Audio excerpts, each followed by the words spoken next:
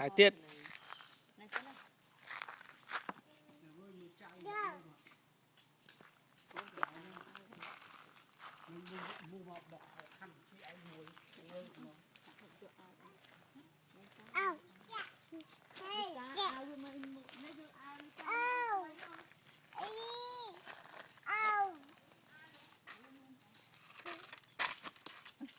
Ai đây tay nó ở bên đây nó cái nhỏ nữa nó bao tuổi như kia mà bị khó cái ai xí trái nó hết làm nữa nhưng ai xí trái cái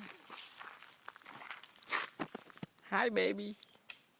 Hi.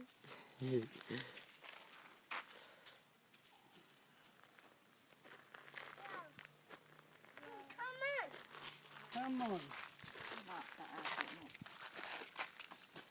cha nước gạt xí giờ từ hòn Ai đây à?